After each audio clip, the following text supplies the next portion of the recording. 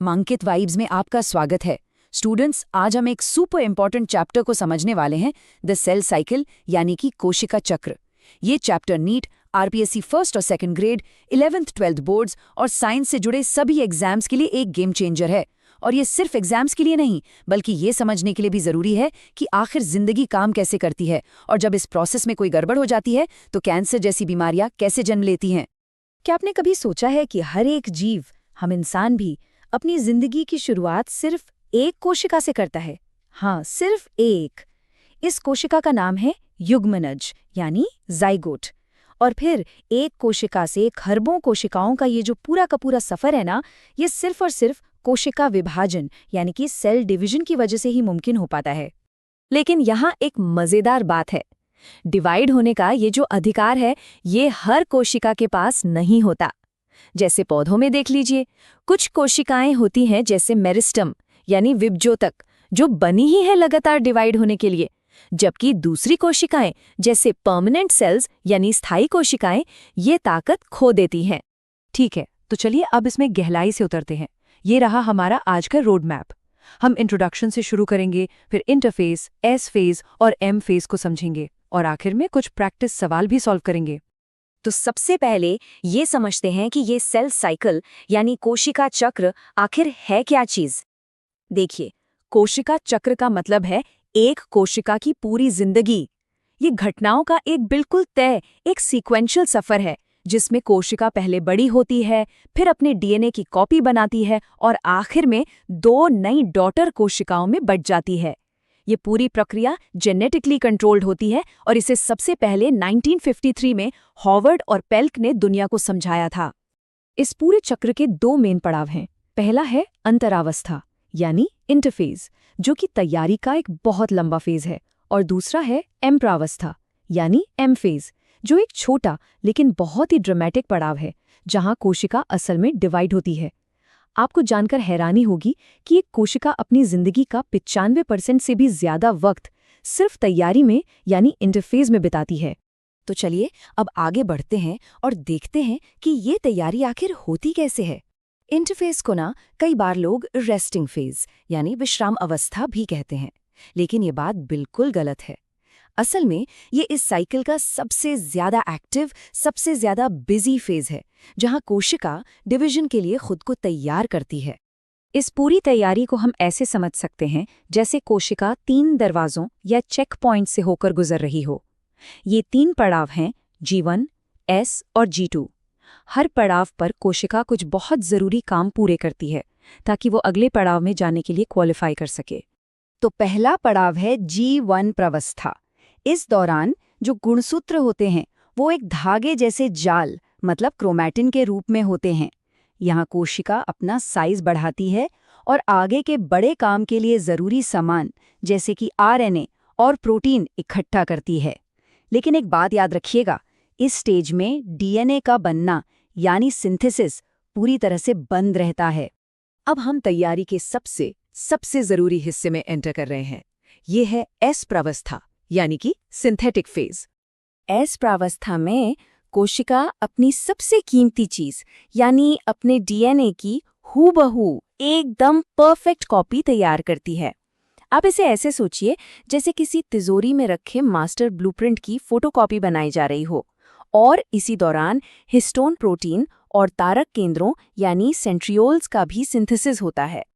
और यहीं से नीट और दूसरे एग्जाम्स का एक बहुत ही पसंदीदा सवाल निकलकर आता है, क्या एस प्रावस्था के दौरान गुणसूत्रों यानी क्रोमोसोम्स की संख्या दोगुनी हो जाती है? जरा सोचिए इस बारे में। तो यहाँ सबसे जरूरी बात यह है कि इसका जवाब है नहीं। इस स्लाइड में ये बहुत ही अच्छे से समझाया गया है।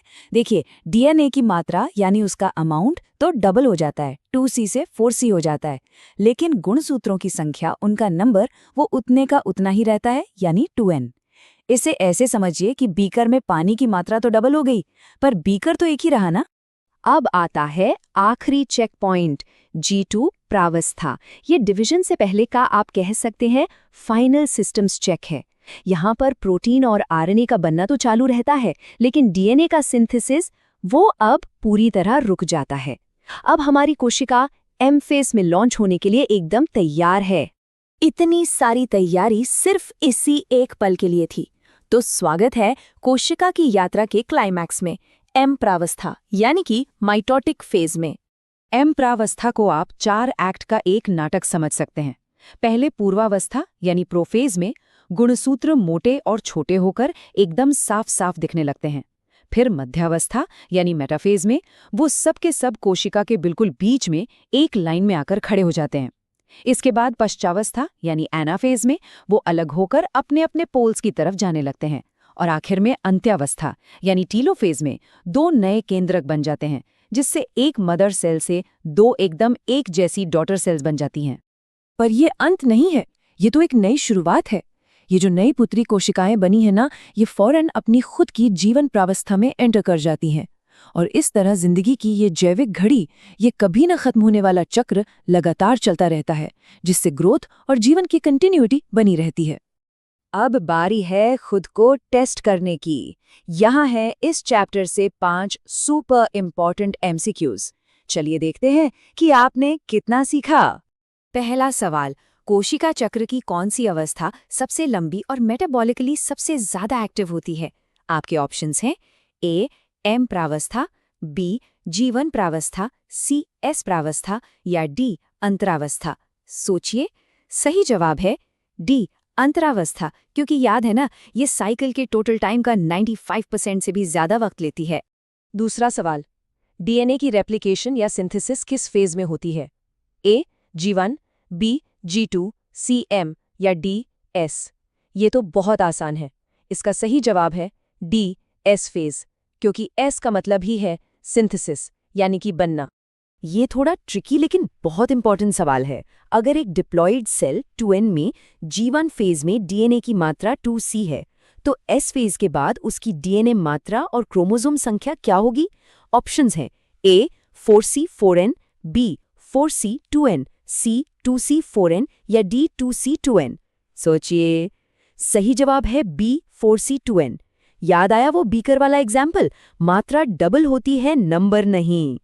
चौथा सवाल, इनमें से किसका सिंथेसिस एस फेज के दौरान पूरा हो जाता है और G2 फेज में आगे नहीं होता? ए आरएनए, बी प्रोटीन्स, सी डीएनए या डी तारक केंद्र? और इसका सही जवाब है सी डीएनए। मास्टर ब्लूप्रिंट एक बार कॉपी हो गया तो फिर उसे लॉक कर दिया जाता है।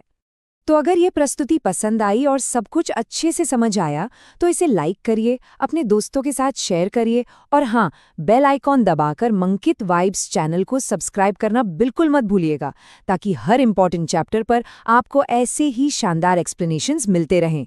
धन्यवाद।